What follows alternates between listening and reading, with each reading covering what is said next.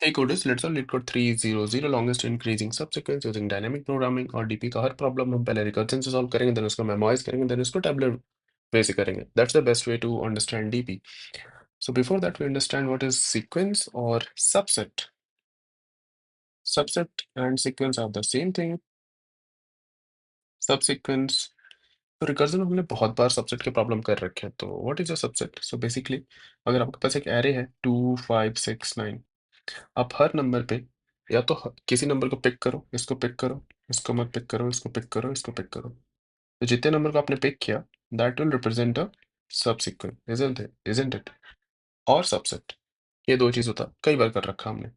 तो simple logic जो हमने डिफाइन किया था रिकर्जन में, कि अगर हर नंबर पे आप पिक और नॉट पिक का लॉजिक लगा देते हो, तो जो भी हमें आउटपुट मिलेगा, जितने भी नंबर हम पिक करेंगे, वो एक सबसेट होगा और सबसीक्वेंट होगा. And recursion is must watch playlist before DP, otherwise इसको देखने का कोई सेंस नहीं है. So let's get started. हम डायरेक्ट इसका एक एग्जांपल लेते हैं. Let's say we have 2 4 3 5, right? Let's say this, और let's say we have this 1. इसका लॉन्गेस्ट इंक्रीजिंग सबसीक्वेंस क्या होगा? अगर मैं कई सारे तरीके पिक और नॉट पिक करने के, राइट, मैंने इसको पिक किया, इसको पिक किया, इसको पिक किया, इसको पिक किया, बट ये इंक्रीजिंग सबसीक्वेंस नहीं है, राइट? अगर मैं इसको पिक कर लूँ, इसको पिक करूँ, इसको पिक ना करूँ, इसको ना करूँ, तो ये एक इंक्रीजिंग सबसीक्वेंस है 2 4. अगर मैं इसको पिक किया, इसको पिक किया, इसको पिक नहीं किया, इसको पिक किया, तो ये क्या है? 2 4 5. इट्स अ इंक्रीजिंग सबसीक्वेंस, और यही मेरा क्या है? लॉन्गेस्ट है. तो बहुत सारे पॉसिबल कॉम्बिनेशन है. तो हम रिकर्जन ट्री, हमें इसी को तो विजुलाइज करने में हेल्प करता है. So let's start create a recursion tree for this. Let's say कि मेरे पास ऑप्शन है, मैंने 2 को पिक किया या फिर 2 को पिक नहीं किया. 4 के लिए भी सेम चीज़ है, या तो मैं 4 को पिक करूँ या तो 4 को पिक ना करूँ. इसके पास भी ऑप्शन सेम रहेगा, 4 को पिक कर सकता हूँ, 4 को पिक नहीं कर सकता हूँ. T4, मैं 1 को पिक करूँगा, 1 को पिक नहीं करूँगा, ये भी ऑप्शन है. अगेन आई हैव, मैं 5 को पिक करूँ या फिर 5 को पिक ना करूँ. Similarly T4, I can pick 1 और नॉट पिक 1. यहाँ पे I can pick 5 or not pick 5. Similarly, I can pick 1 or not pick 1, and then I can pick 5 and I cannot pick 5, right? These are the option we have. तो अब ये जो है ना, ये सब सीक्वेंस है. ये सब सीक्वेंस का रिकर्जन ट्री है, और हर एक जो पाथ है रूट टू लीफ, एक सब सीक्वेंस को रिप्रेजेंट कर रहा है और सबसेट को रिप्रेजेंट कर रहा है. बट इंक्रीजिंग सब सीक्वेंस कैसे निकालेंगे? अब इसको मॉडिफाई करते हैं, थोड़ा सा चेंज करके सब सीक्वेंसेस को क्या कर देते हैं, इंक्रीजिंग सब सीक्वेंस का रिकर्सिव ट्री बना देते हैं. इंक्रीजिंग कब होगा? कि लेट्स से कि मैंने इस 4 को पिक किया, राइट? अगर ये इंक्रीजिंग होगा तो ये पहले से बड़ा होना चाहिए, मतलब जो इसका प्रीवियस है p इज द प्रीवियस. 2 क्या है? 4 से छोटा, तो मैं 4 को पिक कर लूंगा. बट अगर कुछ ऐसा हुआ कि मैं 1 को पिक करने जा रहा हूँ, 1 को पिक करने जा रहा हूँ, और मैं प्रीवियस देखा 4 जो कि बड़ा है, तो मैं इस 1 को पिक ही नहीं करूंगा, तो ये रिकर्जन ट्री बनेगा ही नहीं, ये वाला सेक्शन ही खत्म हो जाएगा. सिमिलरली इस 1 को पिक नहीं करूंगा क्योंकि उसका प्रीवियस क्या था? 4 था. ये 4 था, राइट? तो 1 को पिक नहीं करूंगा. अगर मैं ये कंडीशन इन्फोर्स कर दूं पिक करते टाइम, कि जो मेरा प्रीवियस है वो छोटा होना चाहिए करंट से, या फिर करंट क्या हो, बड़ा होना चाहिए प्रीवियस से, उसी टाइम पे पिक करो, अदरवाइज पिक मत करो. तो ये हमारा क्या हो जाएगा?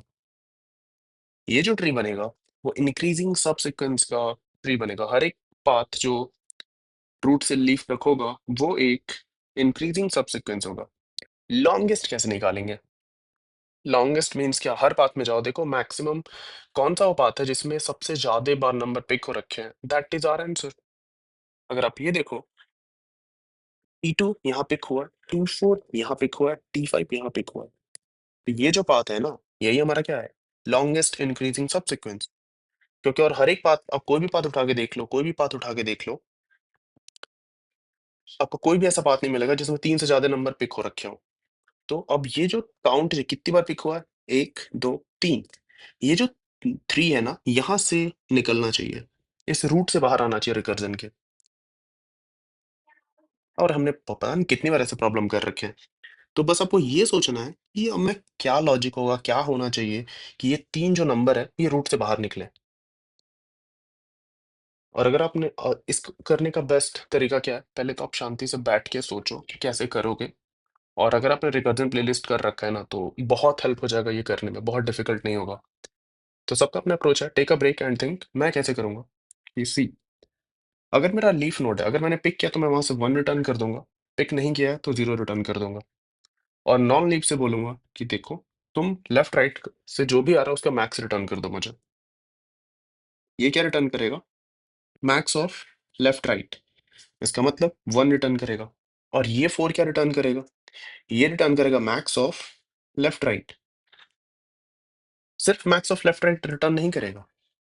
ये मैं बोलूँगा अगर ये क्योंकि T4 पिक हो रखा है, राइट?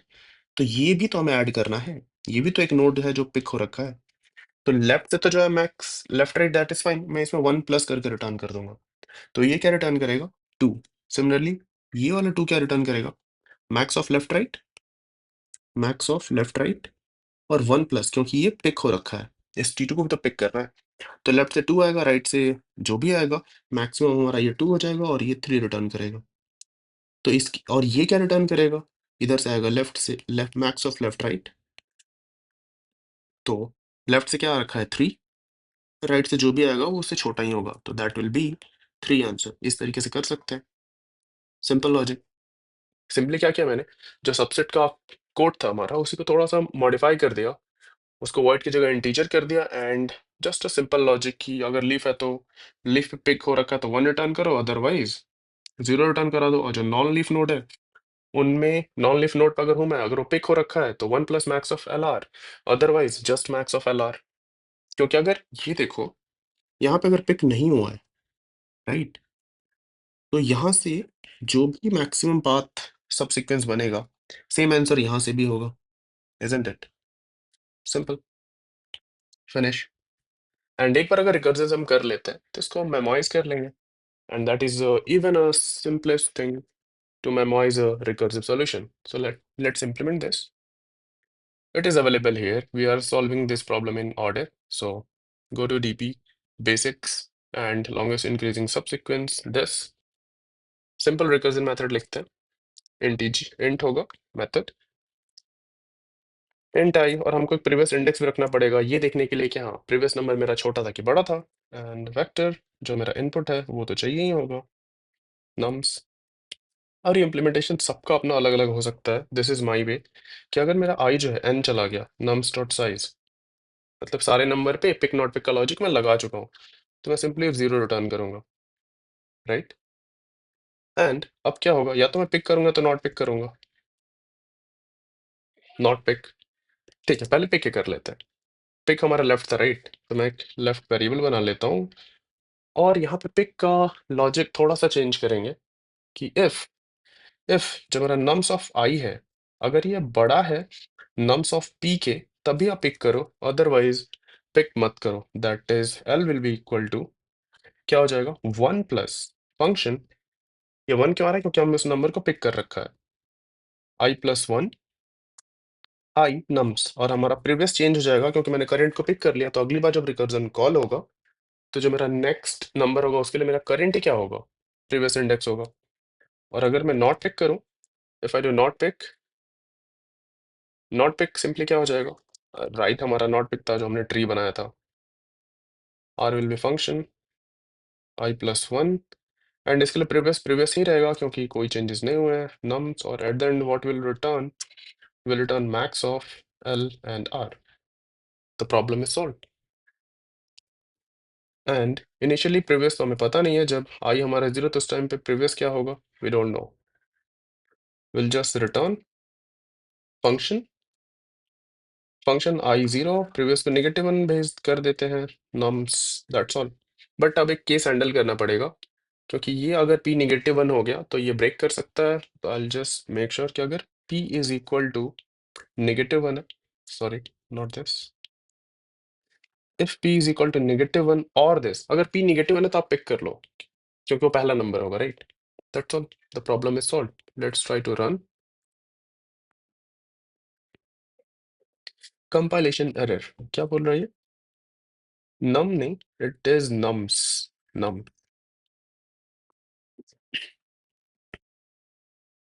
तो दिस इज फाइन, सबमिट करते हैं। सबमिट नहीं होगा, टीएलई आएगा, and now will memorise this. अगर आप रिकर्जन से प्रॉब्लम सॉल्व कर लेते हैं, मतलब आपका लॉजिक तो सही था, सिर्फ टाइम ज़्यादा ले रहा है, तो इसको मेमोराइज कर लेते हैं। मेमोराइजेशन का बेस्ट वे क्या है? अगर आपने रिकर्जन से सॉल्व कर लिया है, तो सिंपली आइडेंटिफाई करो कि कितने ऐसे पैरामीटर जो वेरिएबल है।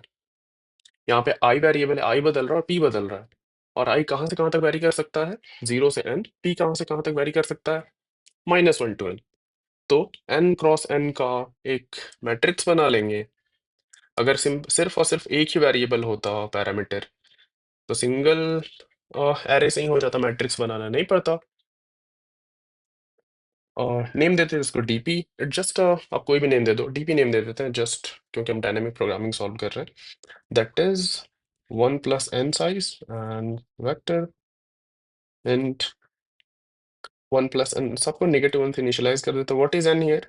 n is our size of the input array, right. और यहाँ पे हम पास कर देते हैं डीपी, एंड इसको कॉपी पेस्ट कर लेंगे, कमांड सी, और यहाँ पे पेस्ट करते हैं command B, and by reference हम इसको पास करेंगे। कूल। अब मेमोराइज करना कितना डिफिकल्ट है? हमने आइडेंटिफाई के लिए कौन सा डेटा स्ट्रक्चर यूज करेंगे? मैट्रिक्स। तो सिंपल एक चेक लगा दो यहाँ पे कि इफ डीपी ऑफ आई और P, I P, if it is not equal to -1, इसका मतलब ऑलरेडी कैलकुलेट हो रखा है, तो आप रिटर्न कर दो क्या? DP I P, that's all. And अब जो आपने कैलकुलेट करा है, ये जो मैक्स एल आर क्या है?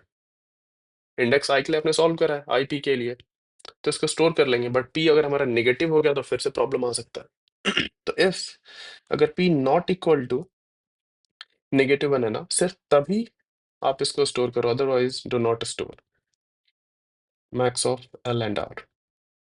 एंड सेम चीज हमको यहाँ पे भी हैंडल करना पड़ेगा कि p is not equal to -1 and this, and obviously हमने डीपी पैरामीटर में ऐड कर दिया, तो यहाँ पे पास करना पड़ेगा। That's all memoisation is. अगर आप प्रॉब्लम को रिकर्सिवली कर पा रहे हो, तो मेमोराइज करना इज इवन सिंपलर। डीपी आई जे नहीं bro, I P. Cool, let's run it. So perfect, run कर गया, सबमिट करते हैं, it should get submitted. So simple है, अगर आप प्रॉब्लम को रिकर्सिवली सॉल्व कर पा रहे हो, अगर आपको रिकर्जन ट्री समझ में आता है, रिकर्जन ट्री में कैसे आप प्ले अराउंड करोगे, कैसे रिकर्जन ट्री आपको बता देगा कि जो फंक्शन होगा आपका वॉइड बनेगा कि एंड बनेगा, ये सारी क्लैरिटी है अगर आपको, अगर आपने रिकर्जन प्ले लिस्ट कर रखा है, तो ये प्रॉब्लम आपके लिए ईजिएस्ट है। So that's all in this video. Give us a thumbs up and do subscribe to this channel. In next video, we'll solve the same problem using tabular approach. Take care. Bye bye.